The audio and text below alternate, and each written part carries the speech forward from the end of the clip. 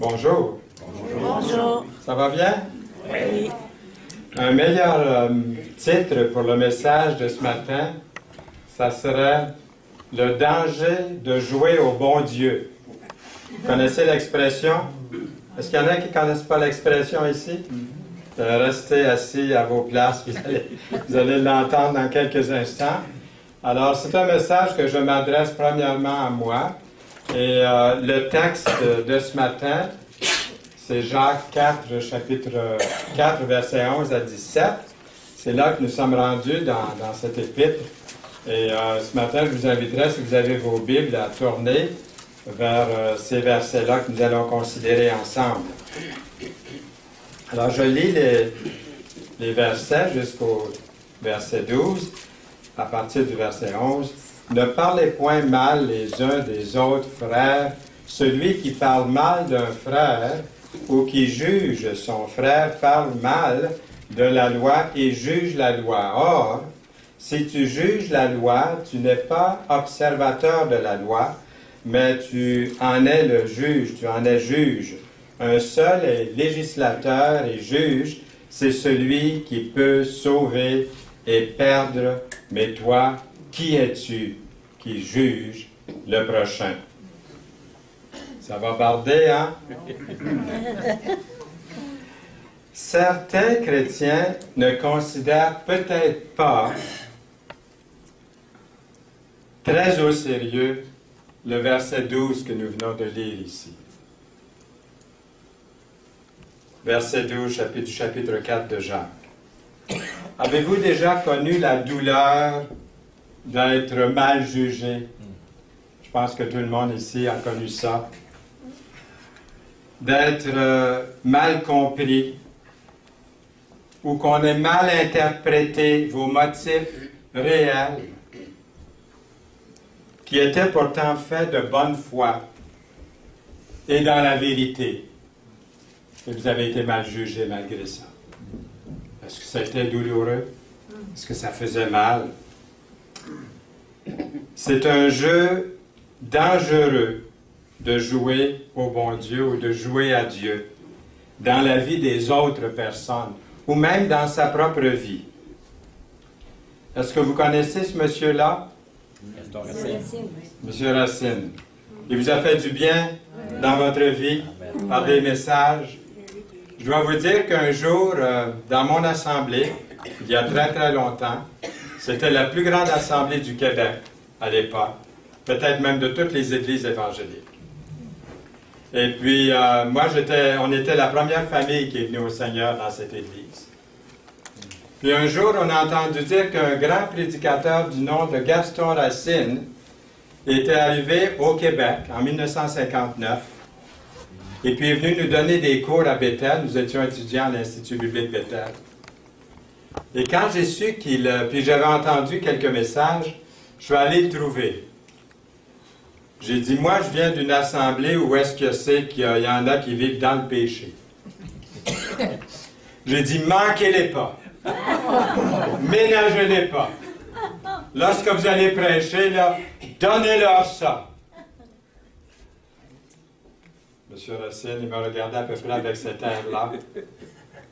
Il m'a dit, Fernand, sais-tu qu'est-ce que je vais faire quand je vais aller au Cap? Ben, je ne voulais pas nommer le nom. Il dit, sais-tu qu'est-ce que je vais faire? Il dit, au lieu de parler de leur péché, de leur lutte, de leurs conditions, ils savent. Je n'ai pas besoin de faire ça, il dit. Ce que je vais faire, au lieu de parler de leur manquement, de leur égarement, il dit, je vais leur parler de Jésus. Il était connu pour ça. Il dit, je vais leur parler de l'amour de Jésus. Il dit, je vais leur parler de la beauté de Jésus. Je vais leur parler de la grâce de Jésus, du pardon de Jésus. Et je vais leur parler du sacrifice de Jésus pour moi à la croix. Il dit, leur cœur va être brisé. Ils vont reconnaître leurs péchés, leurs manquements, leurs fautes. Ils vont se repentir. Ceux qui ont besoin de le faire, ils vont venir à Jésus. Trouvez-vous que c'est une bonne façon? C'est merveilleux. J'ai appris. On n'apprend pas tout à l'école biblique, hein? On apprend surtout quand on sort de l'école biblique. Et ça prend toute la vie pour commencer à saisir, pas vrai? Amen. C'est un peu ça. De quelle façon sommes-nous ou êtes-vous plus enclins à jouer au bon Dieu, à jouer à Dieu dans la vie des autres? Selon le chapitre 4 de Jacques, les versets 11 à 12, ça peut arriver de deux façons principales. Premièrement, de parler mal les uns des autres. Et deuxièmement, de juger son frère ou sa sœur. Le problème, c'est de croire que c'est un jeu, que ça n'a pas beaucoup de conséquences. Et ça peut devenir amusant même, parce que ça nous fait ressentir notre supériorité sur les autres. Comme si nous étions en contrôle. Nous contrôlons les autres dans leur façon de penser ou d'agir. Nous leur disons ce qu'ils doivent faire ou ne pas faire. Et l'un des moyens les plus dangereux, c'est que nous nous mettions à jouer à Dieu dans la vie des autres personnes. De les juger, en les dénigrant peut-être ou en les accusant. Nous lisons dans Proverbe 18, verset 8, « Les paroles du rapporteur sont comme des friandises. Elles descendent jusqu'au fond des entrailles. » Pourquoi est-ce qu'on aime tant incriminer les autres? Mais voici trois raisons pour ne pas jouer à ce petit jeu-là. Premièrement, parce que ce n'est pas chrétien. Ne parlez point mal les uns des autres, frères. Calomnier ou médire pour ruiner la réputation de quelqu'un ou les faire paraître mal aux yeux des autres. Dans ce sens, Jacques donne un commandement ou un ordre. Et dans un autre sens, Jacques fait une déclaration. En réalité, c'est comme si Jacques nous disait, « S'il vous plaît, mes frères, mes sœurs, n'agissez pas de cette façon-là. Ne faites pas ça. Voici ce qu'un frère ne devrait pas faire aux autres. » Comment Jésus nous a-t-il dit que nous nous reconnaîtrions les uns les autres? Par l'amour. Nous avons ce beau verset. « À ceux-ci tous connaîtront que vous êtes mes disciples si vous avez de l'amour les uns pour les autres. » Une deuxième raison pour ne pas jouer à ce jeu dangereux, parce que c'est un manque d'amour. Qui juge son frère parle mal de la loi et juge la loi. Verset 11b. Quels sont les deux plus grands commandements que le Seigneur nous a donnés? Dans Matthieu 22, 37, Jésus lui dit, « Tu aimeras le Seigneur ton Dieu de tout ton cœur, de toute ton âme, de toute ta pensée. » Et deux versets plus loin, verset 39, « Et voici le second qui est semblable, qui lui est semblable. Tu aimeras ton prochain comme toi-même. » Vous connaissez le dicton qui dit « L'amour triomphe de tout ». Une troisième raison pour ne pas jouer à ce jeu dangereux, parce que c'est injustifiable. Verset 12. « Toi, qui es-tu qui juge le prochain? » Pour qui te prends-tu, au fond? C'est ce que ça veut dire ici. Peut-on prétendre que c'est par amour et pour aider quelqu'un que nous jugeons les autres? Jacques souligne qu'un seul est législateur et juge, au verset 12. Quand nous commençons à juger les autres, nous assumons peut-être bien inconsciemment le rôle qui revient à Dieu. Arrêtons de jouer au bon Dieu. Voici quelques passages pour nous faire réfléchir concernant ce sujet très important. Au verset 1 du chapitre 7 de Matthieu, « Ne jugez point afin que vous ne soyez point jugés. Car on vous jugera du jugement dont vous jugez, et l'on vous mesurera avec la mesure dont vous mesurez.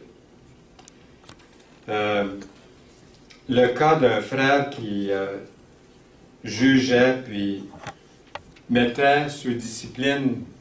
Il y avait une place de direction dans l'Église, et là, je vais essayer de ne pas nommer l'Église.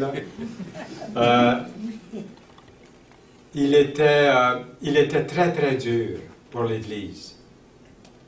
Et un jour, il a échoué. Non, parce qu'on est humain. Il a échoué, même les meilleurs. Et là, l'Église a tombé dessus, a tombé vraiment dessus, sans ménagement. Et moi, j'ai trouvé ça injuste. Alors, j'ai appelé un des anciens de cette Église-là, puis j'ai dit, vous ne trouvez pas que vous y allez un peu fort sur lui? Il a quand même fait beaucoup de bien. Il a fondé des églises, il a été absolument un homme extraordinaire. Puis regardez, vous ne le ménagez pas du tout. Vous le frappez pendant qu'il est à terre. Savez-vous ce qu'il m'a répondu? Il dit, lui, il a frappé pas mal fort sur plusieurs qui étaient à terre. Pendant longtemps. Vous voyez, il était jugé de la façon qu'il avait jugé les autres. Et souvent, il l'avait fait injustement, très, très dur. Et il a été repris aussi très, très difficile, très dur par les autres, de cette façon-là. Donc, ne jugeons pas les autres d'une façon sévère, parce que nous allons être jugés de la même façon. Une bonne question à se poser, est-ce que j'aimerais être jugé par les mêmes normes que j'utilise pour les autres? Ainsi, chacun de nous rendra compte à Dieu pour lui-même. Ne nous jugeons donc point les uns les autres, mais pensez plutôt à ne rien faire qui soit pour votre frère une pierre d'achoppement ou une occasion de chute. Ce passage montre bien que nous devons être assis dans le banc des témoins et non pas assis dans la chaise du juge, avec son maillet ou son gavel, prêt à frapper sur la table. Parlez et agissez comme devant être jugés par une loi de liberté, par le jugement et sans mépris, sans miséricorde pour qui il a fait miséricorde. Je lis le mauvais verset ici, je vais reprendre ce verset. Ainsi, chacun de nous rendra compte à Dieu pour lui-même. Ne nous jugeons point plus les uns les autres, mais pensez plutôt à ne rien faire qui soit pour votre frère une pierre d'achoppement ou une occasion de chute. Romains 14, versets 12 et 13. Un autre verset, parlez et agissez comme devant être jugés par une loi de liberté, car le jugement est sans miséricorde pour qui n'a pas fait miséricorde. La miséricorde triomphe du jugement. Nous sommes appelés à offrir la miséricorde.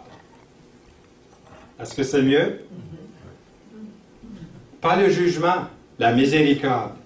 Si nous voulons obtenir miséricorde nous-mêmes, qu'est-ce qu'il faut faire? Offrir la miséricorde. Il y a aussi le danger de jouer à Dieu dans sa propre vie. Dans sa propre vie. À vous maintenant qui dites aujourd'hui ou demain, nous irons dans telle ville, nous y passerons une année, nous trafiquerons et nous gagnerons. Vous qui ne savez pas ce qui arrivera demain. Car qu'est-ce que votre vie? Vous êtes une vapeur qui paraît pour un peu de temps et qui ensuite disparaît. Vous devriez dire au contraire, si Dieu le veut. Nous vivrons et nous ferons ceci ou cela, mais maintenant vous vous glorifiez dans vos pensées orgueilleuses.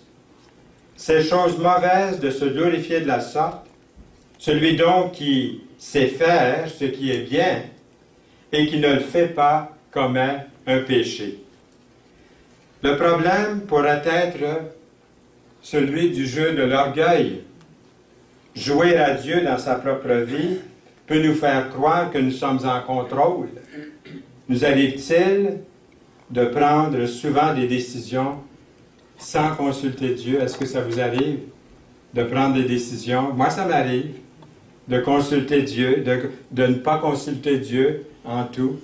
C'est regrettable. En réalité, dans le texte d'aujourd'hui, Jacques nous parle de faire des plans Et voici 3 erreurs à éviter lorsque nous faisons des plans. Première erreur à éviter, c'est de planifier sans Dieu. OK? À vous maintenant qui dites aujourd'hui ou demain nous irons dans telle ville, nous y passerons une année, nous trafiquerons et nous gagnerons. Au verset 13 de Jacques 4. Ce verset de Jacques 4, verset 13, établit selon moi un très bon plan d'affaires. Regardez de plus près. Un temps, aujourd'hui ou demain. Un endroit, telle ou telle ville. Un délai, passer un an là-bas. Un résultat, faire de l'argent. Est-ce qu'il y a quelque chose de mauvais dans ce plan-là? Non. Est-ce que ça serait un bon plan à suivre? Sûrement. Mais qu'est-ce qui manque dans ce plan-là? Il manque Dieu. Il manque le Seigneur. Ce sujet est très pertinent pour nous aujourd'hui, pour nous ce matin, car nous avons tous à faire des plans. Je suis certain qu'il y en a qui ne m'écoutent pas ce matin, là, sont en train de faire des plans pour la semaine. J'espère que non. Mais on a tous à faire des plans. Moi aussi, j'ai des plans. J'ai une semaine devant moi. Mais ce matin, le plan, c'est d'être assis puis d'écouter sa parole, d'être réjouis ensemble, de l'adorer comme on a fait, d'entendre sa parole. Nous avons tous à faire des plans d'une façon ou d'une autre. Et faire des plans pour les études, l'école, un emploi, le mariage, la famille, les vacances, la retraite. Faire des plans en soi n'est pas mauvais. Paul a souvent fait des plans en ce qui concerne ses voyages missionnaires. Il s'agit de regarder dans Actes 15, 36, chapitre 18, versets 20 et 21, 1 Corinthiens 16, versets 5 à 9, pour réaliser qu'il a fait des plans. En fait, faire des plans ou l'établissement d'objectifs est un élément clé de la réussite dans tout ce que nous entreprenons d'important pour la vie. Donc, le Seigneur n'est pas contre les plans. Il y a une bonne façon de planifier et une mauvaise façon, et Jean traite bien ce sujet-là. D'abord, la bonne façon.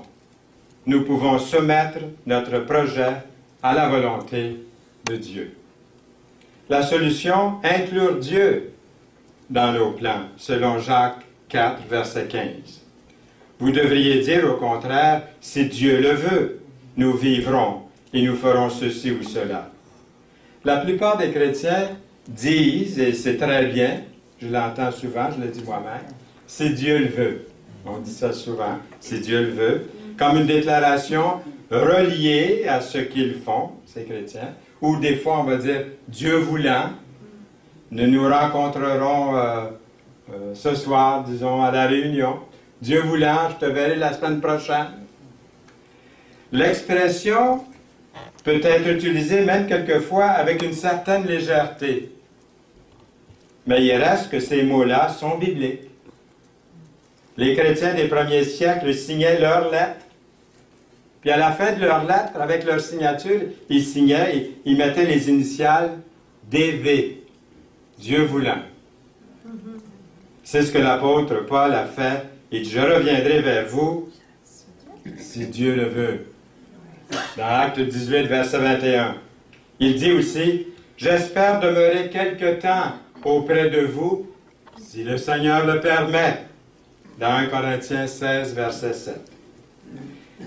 Dire si le Seigneur le permet, ça suppose quelque chose. Ça suppose quoi, au fond, quand on dit ça? Dépendance. Oui, dépendant de Dieu. Que notre foi repose au moins sur 2 choses. Premièrement, que Dieu a un mot à dire dans ma vie. Même dans les choses secondaires, Dieu a un mot à dire dans votre vie, dans ma vie. Et deuxièmement, Dieu peut intervenir. Dieu peut intervenir pour mener à bien sa volonté en moi, en vous, en nous. Comment pouvons-nous inclure Dieu dans nos plans? Lorsque vous avez inclus Dieu dans vos plans, les choses se sont mises à aller beaucoup mieux que vous l'aviez prévu. J'en vois qui sourient ici parce qu'ils l'ont expérimenté, ça ne fait pas tellement longtemps, je pense. Si nous voulons vraiment que nos projets réussissent, alors nous allons premièrement rechercher à discerner la volonté de Dieu et par conséquent son plan. C'est possible car Dieu veut que nous connaissions sa volonté. Regardez, comprenez quelle est la volonté du Seigneur. Éphésiens 5, 17. Colossiens 1, 9. Nous ne cessons de prier Dieu pour vous. Nous demandons que vous soyez remplis de la connaissance de sa volonté, en toute sagesse et intelligence spirituelle. Ne vous conformez pas au siècle présent, mais soyez transformés par le renouvellement de l'intelligence, afin que vous discerniez quelle est la volonté de Dieu, ce qui est bon, agréable et parfait. 12, 2 de Romains. On comprend bien d'après tous ces versets que la bonne façon de planifier est de lui démontrer notre soumission en déposant dans une prière sincère tous nos plans entre ses mains.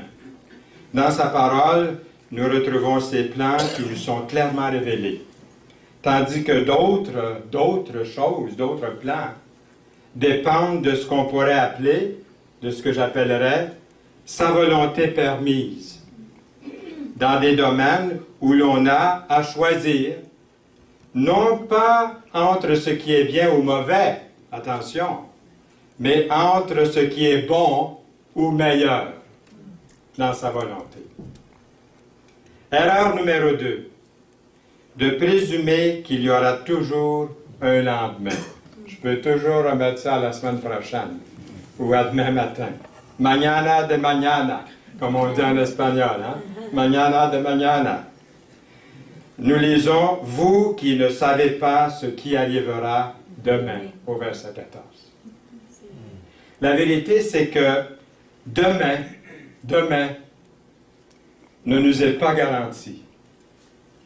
Et ça, je le réalise de plus en plus. Quand vous arrivez à l'âge que j'ai maintenant, il y a plusieurs de vos amis que vous avez cru en forme et puis bouillants de vie sont morts, meurent. Et puis ils sont plus jeunes que vous, beaucoup des fois plus jeunes que vous. Et là, vous réalisez combien la vie est courte et que demain n'appartient à personne. Si nous allons encore respirer demain matin, est-ce qu'il y en a qui sont certains ici qu'on va encore respirer demain matin? Vivons-nous comme si nous allions vivre éternellement sur cette terre? J'ai un voisin pas loin de chez nous qui s'est construit non pas un cabanon, 2 cabanons. Et moi, ça me faisait rire parce que je me disais, lui, il pense qu'il va vivre éternellement sur la terre. Là. Il s'en construit des cabanons parce qu'il ramasse beaucoup de choses. Il y a certains risques insensés à ne pas prendre. Des risques qu'il ne faut pas prendre. Vous êtes-vous déjà trouvé dans une situation où juste à ce moment-là, vous avez réalisé que la vie est courte? Je l'ai réalisé des fois dans la circulation. Hein? Je remercie encore le Seigneur des fois.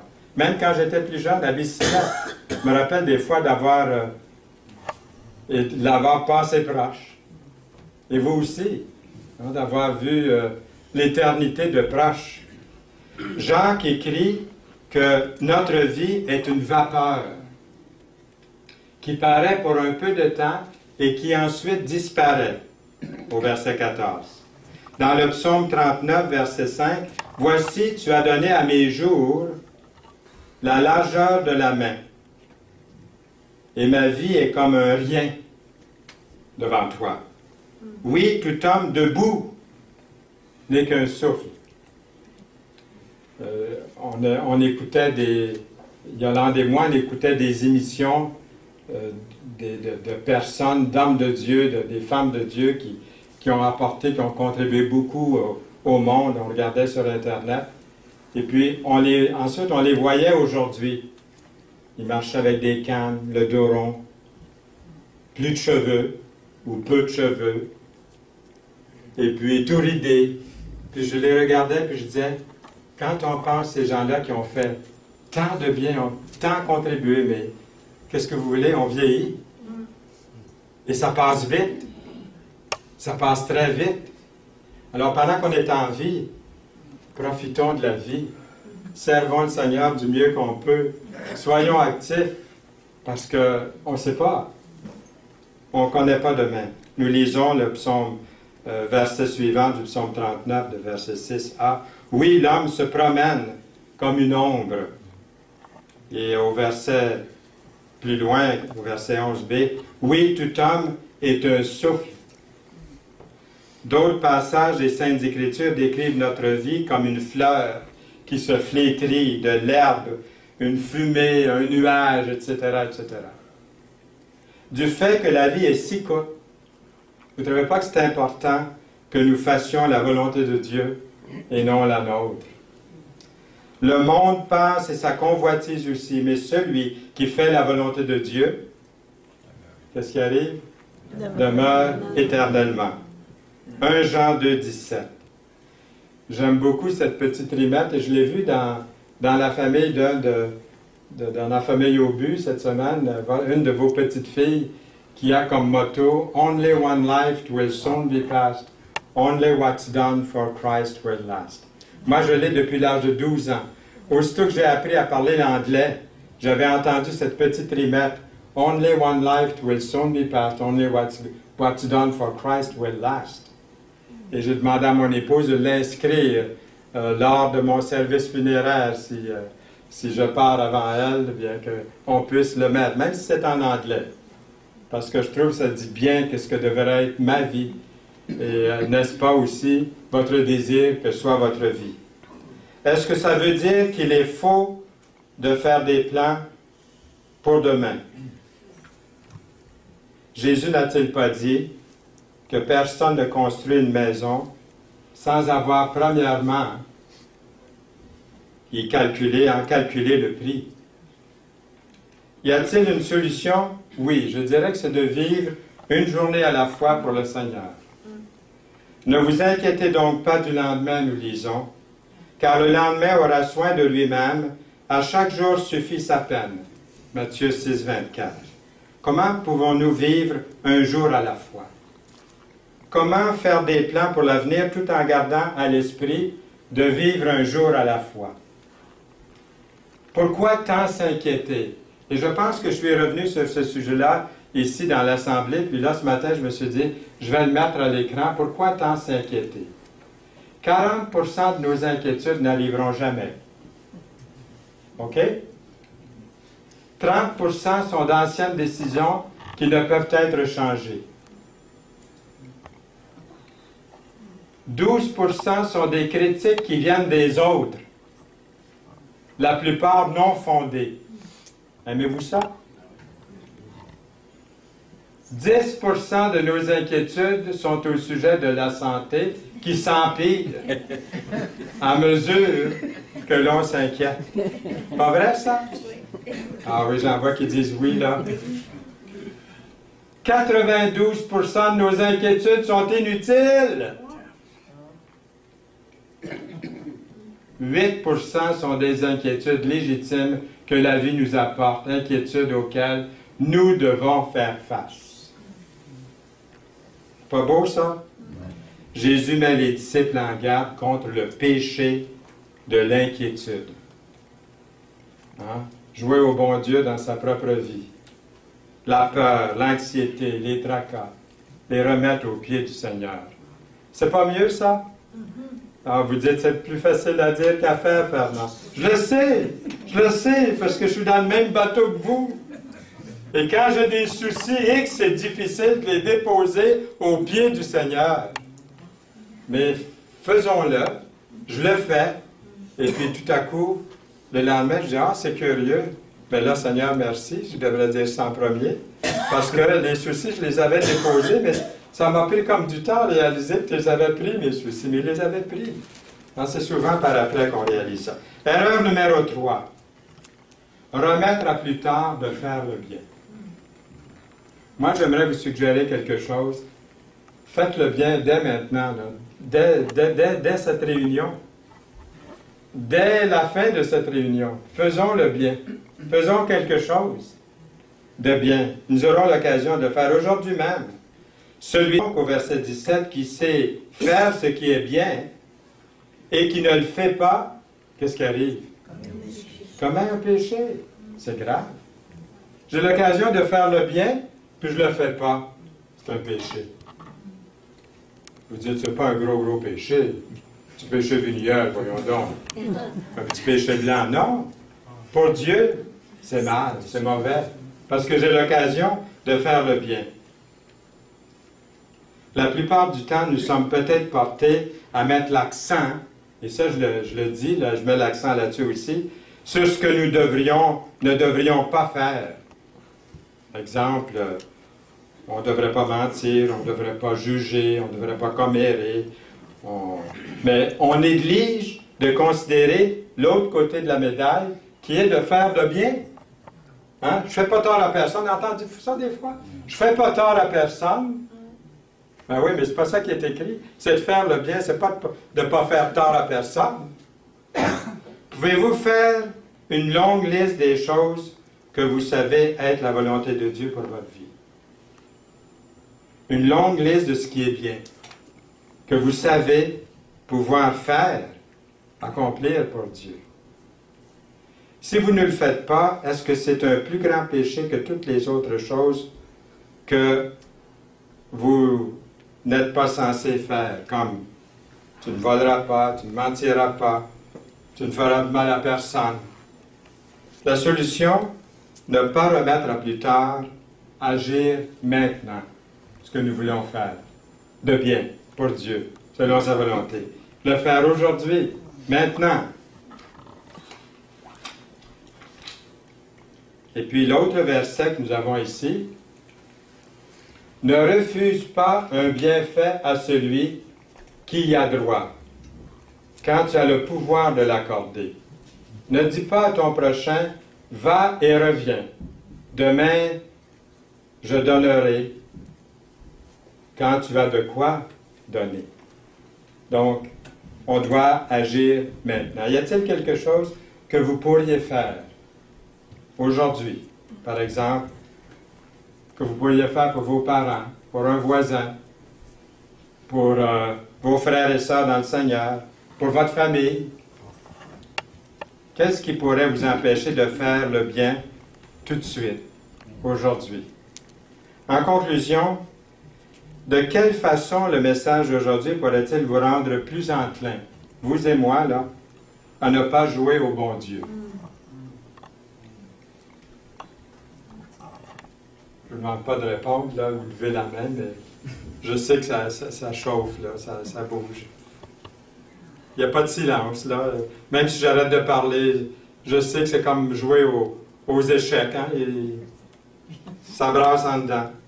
Y a-t-il une vérité ou une parole que nous avons entendue ce matin, dont vous aviez besoin d'entendre ce matin, ou de retenir pour lutter contre cette tendance que vous aviez peut-être à médire ou à juger les autres? Comme jouer à Dieu en se plaçant comme juge, ou comme jouer à Dieu en mettant ses plans à exécution sans vraiment consulter Dieu. Comme jouer à Dieu en présumant que demain m'appartient et donc je peux toujours remettre tout au lendemain et ne pas profiter de vivre pleinement la journée d'aujourd'hui. Méditons un instant, si vous voulez, sur le verset 17 du chapitre 4 de Jacques et posons-nous la question, comment ce verset m'interpelle-t-il ce matin?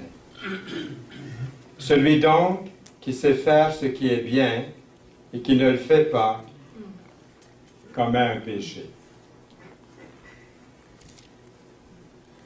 Que dire maintenant de la chose la plus importante pour votre vie, pour la mienne? Quels sont vos plans pour l'éternité? Vous ne me reconnaîtriez pas si je n'avais pas parlé du salut ce matin parce que j'ai un cœur d'évangéliste. Et puis, la chose la plus importante, c'est de faire des plans pour l'éternité.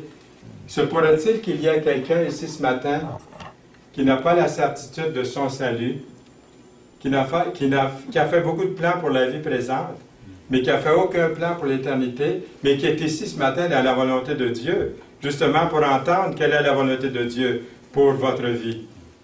Regardons ce verset, qui est un verset qui est net, sans équivoque, précis, clair. Si tu confesses de ta bouche le Seigneur Jésus, et si tu crois dans ton cœur que Dieu l'a ressuscité des morts, terminez le verset à haute voix. Oui, car c'est en croyant du cœur qu'on parvient à la justice, c'est en confessant de la bouche qu'on parvient au salut, selon ce que dit l'Écriture. Quiconque croit en lui ne sera point confus. Ce beau verset. Et regardez l'autre verset dans Marc 16. Jésus leur dit, « Allez par tout le monde et prêchez la bonne nouvelle à toute la création. Celui qui croira et qui sera baptisé sera sauvé. Mais celui qui ne croira pas sera condamné. » Cet autre verset dans 2 Pierre 1, verset 5, « C'est pourquoi, frères, appliquez-vous d'autant plus à affermir votre vocation et votre élection, car en faisant cela, vous ne broncherez jamais.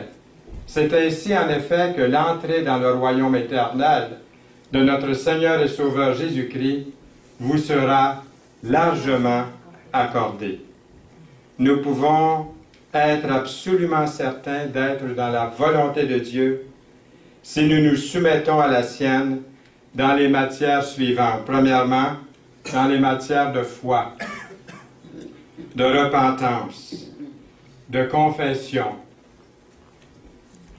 de baptême, et que nous vivions une vie chrétienne engagée et engagée fidèlement.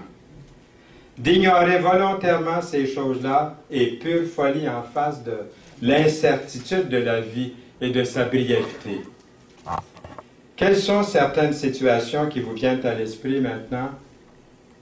Quelles sont certaines des actions que vous allez prendre aujourd'hui, cette semaine, qui vont vous aider, m'aider, nous aider à faire ce qui est bien et meilleur, ce qui est bon et meilleur, et donc de nous empêcher de commettre ce péché de négligence envers les autres et envers nous-mêmes. Prions pour le courage d'agir selon la volonté de Dieu. Amen. Amen. Seigneur, merci pour l'épître de Jacques, le frère du Seigneur, qui nous a laissé ses écrits, cette exhortation qui nous fait tellement de bien dans notre vie, qui nous pique, mais qui nous blesse peut-être, mais qui, toi, Seigneur, tu penses les plaies, et tu verses de l'huile de ton esprit en nous, afin que nous marchions aujourd'hui et cette semaine dans ta volonté. Et ta volonté, Seigneur, de te connaître, de t'accepter comme Sauveur et Seigneur de notre vie, la chose la plus importante pour maintenant et pour l'éternité. Merci, Seigneur Jésus. Au nom de ton Fils bien-aimé, nous te prions. Amen. Amen.